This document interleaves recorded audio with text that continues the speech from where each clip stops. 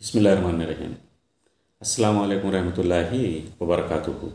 ఒకనాడు మదీనాలోని మస్జిద్ నబవీలో దైవప్రవక్త సల్లల్లాహు అలైహి వసల్లం అనుచరులతో కూర్చుని ఉన్నారు. అప్పుడు కొందరు అనుచరులు ప్రళయ దినం గురించి ప్రస్తావించారు. దైవప్రవక్త, ప్రళయ దినాన మనం అల్లాహ్ను చూస్తామా అని అడిగారు. అప్పుడు ఆయన, మబ్బు లేనప్పుడు సూర్యుని చూడడంలో మీకేమైనా అనుమానం కలుగుతుందా అని ఎదురు ప్రశ్నించారు.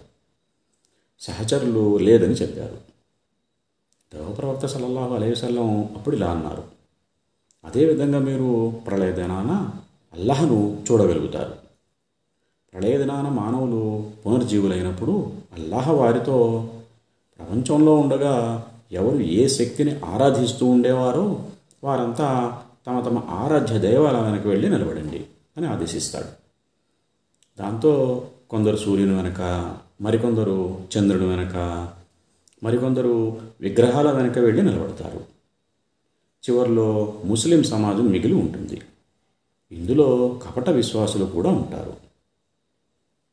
ఆ తర్వాత అల్లాహ్ వారి దగ్గరకు వెళ్ళి, నేను మీ ప్రభువును అని అంటాడు. కానీ వారు ఆయన్ని గుర్తుపట్టలేరు. అందువల్ల వారు, మా ప్రభువు మా దగ్గరకు రానంత వరకు మేము ఇక్కడే నిల్చుంటాము, మా ప్రభువు వచ్చిన తర్వాత మేము ఆయన్ని గుర్తిస్తాము అని అంటారు. ఆ తర్వాత అల్లాహ్ ముస్లింలకు పరిచయమైన రూపంలో వారి ముందుకు వచ్చి, నేను మీ ప్రభువును అని అంటాడు. అప్పుడు వారు ఆ విషయాన్ని అంగీకరిస్తూ, అవును నువ్వే మా ప్రభువు అని అంటారు. అయితే వారిలో కొందరు పేరు ప్రతిష్టల కోసం దేవుణ్ణి ప్రార్థిస్తూ ఆయన ముందు సాష్టాంగ ప్రమాణం చేస్తూ ఉండేవారు. ఆ రోజు మాత్రం సాష్టాంగ ప్రమాణం చేయకుండా నిలబడి ఉంటారు. వారు సాష్టాంగ ప్రమాణం చేయడానికి ప్రయత్నిస్తారు, కానీ వారి నడుములు బల్లపరుపులా బిగుసుకుపోయి ఏమాత్రం వంగవు.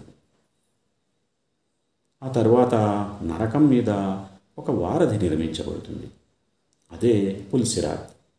ఆ వారధిపై నుంచి అందరూ నడవాల్సిందిగా చెప్పడం జరుగుతుంది. దైవ ప్రవక్తలందరిలోకెల్లా మొదట అంతిమ దైవ ప్రవక్త సల్లల్లాహు అలైహి వసల్లం తన అనుచర సమాజాన్ని వెంటబెట్టుకుని ఆ వారధి దాటుతారు. ఆ రోజు దైవ ప్రవక్తలు తప్ప మరెవరూ మాట్లాడారు. దైవ ప్రవక్తలైనా, దేవా కాపాడు, మమ్మల్ని నరకాగ్ని నుంచి కాపాడు అని మాత్రమే అంటారు. నరకంలో సాధారణ చెట్టు ముళ్ళ లాంటి మొనదేరిన కొక్కేలు ఉంటాయి. మీరు సాధారణ ముళ్ళు ఎప్పుడైనా చూశారా అని దైవ ప్రవక్త సల్లల్లాహు అలైహి వసల్లం అనుచరులు ప్రశ్నించారు. వారు చూశాం అని అన్నారు. దైవ ప్రవక్త తిరిగి ఇలా చెప్పడం ప్రారంభించారు, ఆ కొక్కేలు కూడా అచ్చం సాధారణ చెట్టు ముళ్ళులాగే ఉంటాయి. అయితే ఇవి చాలా పెద్దవిగా ఉంటాయి. వాటిని గురించి అల్లాహ్కు తప్ప మరెవరికి తెలియదు. అవి మానవులను వారి వారి దుష్కర్మలను బట్టి గుచ్చి లాగుతుంటాయి. అలా నరక వారధి దాటే వారిలో కొందరు దుష్కర్మలను బట్టి కుక్కాలకు తగిలి నరకంలో పడిపోతారు. మరికొందరు నుజ్జు నజ్జైపోతారు. అయితే ఆ తర్వాత విముక్తి పొందుతారు. కర్మ విచారణ, వారధి దాటివేత మొదలైన పనులన్నీ ముగిసిన తర్వాత అల్లాహ్ దేవతలను పిలిచి, దేవుణ్ణి ఆరాధించిన వారందరినీ నరకం నుంచి బయటకు తీయండి అని ఆజ్ఞాపిస్తాడు. అప్పుడు దైవదూతలు నరకంలో పడ్డ వారిలో సజ్దా చిహ్నాలు ఉన్నవారిని గుర్తిస్తారు. సజ్దా చిహ్నం ఉండే శరీర భాగాన్ని కాల్చకూడదని అల్లాహ్ నరకాగ్నిని నిషేధించాడు. అది తప్ప మానవుని మిగిలిన దేహం అంతటినీ నరకాగ్ని దహించి వేస్తుంది. ఈ కారణంగానే దైవదూతలు ఏక దైవారాధకులైన వారిని ఆ చిహ్నాల ద్వారా గుర్తించి నరకాగ్ని నుంచి బయటకు తీస్తారు. అప్పటికే ఆ నరకాగ్ని బాధితులు బాగా కాలిపోయి బొగ్గుగా మారిపోతారు. నరకం నుంచి బయటకు తీసిన తర్వాత వారి మీద అమృతం చిలికించబడుతుంది. దాంతో వారు వరదకు కొట్టుకు వచ్చిన మట్టి నుంచి మొలకెత్తిన విత్తనంలా మొలకెత్తుతారు. దాసుల కర్మ విచారణ పూర్తిగా ముగిసిన తర్వాత చివరిలో ఒక మనిషి స్వర్గ ప్రవేశం చేసే వారిలో చివరి వాడవుతాడు. అయితే అతను నరకం నుంచి బయటపడినప్పటికీ అతని ముఖం మాత్రం నరకం వైపే తిరిగి ఉంటుంది. అప్పుడు ఆ వ్యక్తి, ప్రభు, నరకం నుంచి వస్తున్న దుర్వాసనతో నేను చచ్చిపోతున్నాను, దాని సుదీర్ఘ జ్వాలలు మార్చేస్తున్నాయి. నా ముఖాన్ని నరకం వైపు నుంచి వేరే వైపుకు తిప్పివేయి అని వేడుకుంటాడు.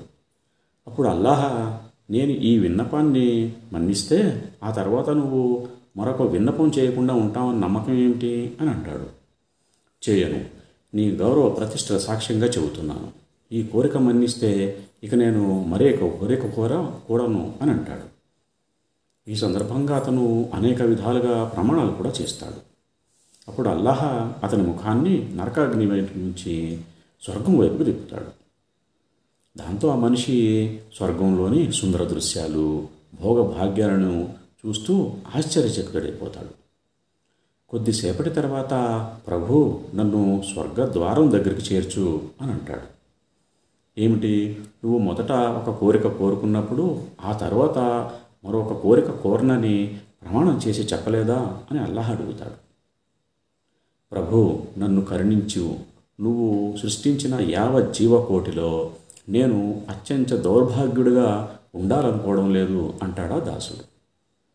సరే, ఈ కోరిక మన్నిస్తే ఆ తర్వాత నువ్వు మరో కోరిక కోరమని నమ్మకం ఏమిటి అని అంటాడు అల్లాహ్. కోరను ప్రభు, నీ గౌరవ ప్రతిష్టల సాక్ష్యంగా చెప్తున్నాను, ఇక ముందు మరెలాంటి కోరికలు కోరను అంటాడా వ్యక్తి. మళ్ళీ అల్లాహ్ ముందు అనేక ప్రమాణాలు కూడా చేస్తాడు. అప్పుడు అల్లాహ్ అతన్ని స్వర్గద్వారం దగ్గరికి చేర్చుతాడు. అతను స్వర్గద్వారం దగ్గరికి చేరుకుని స్వర్గం లోపల అసామాన్య అందచందాలు, అపార సౌఖ్యాలను సంభ్రమాశ్చర్యాలతో చూస్తూ ఉండిపోతాడు. కొద్దిసేపటికి తేరుకుని ఇక ఉండబట్టలేక, ప్రభు, నన్ను కూడా స్వర్గం లోపలిగా పంపించు అని వేడుకుంటాడు. ఆదం కుమారా, నీ వైఖరి చాలా విచిత్రంగా ఉంది. చేసిన వాగ్దానాన్ని ఎంత ఘోరంగా భంగపరుస్తున్నావు. నీకు ఇవ్వబడినది తప్ప మరేమీ కోరనని నువ్వు ప్రమాణం చేసి మరీ వాగ్దానం చేయలేదా అని అడుగుతాడు అల్లాహ్. చేశాను ప్రభు, కానీ నీ సృష్టి రాసుల్లో నన్ను పరమ దౌర్భాగ్యుడిగా ఉండనివ్వకు స్వామి అని మొరపెట్టుకుంటాడు. ఈ మాట విని అల్లాహ్ నవ్వుతాడు. ఆ తర్వాత అతన్ని కనికరించి స్వర్గంలో ప్రవేశించడానికి అనుమతిస్తాడు. ఆ తర్వాత అతనితో, నీకు ఇంకేం కావాలో కోరుకో అని అంటాడు. దాంతో ఆ దాసుడు తన కోరికల్ని వెలుబుచ్చుతాడు. అవన్నీ తీరుతాయి. అప్పుడు అల్లాహ్ మరిన్ని కోరికలు గుర్తు చేస్తూ, ఇదిగో ఇది కోరుకో, అదిగో అది కోరుకో అని అంటాడు. వాటిని కూడా అతను కోరుకుంటాడు. అలా అతను అన్నిటినీ కోరిన తర్వాత వాటన్నిటినీ ఇచ్చివేస్తున్నాను, అంతేకాదు నువ్వు కోరిన వాటికి రెట్టింపిస్తున్నాను, వాటిని కూడా తీసుకో అని అంటాడు కారుణ్యమూర్తి అల్లాహ్. సుబ్హానల్లాహ్.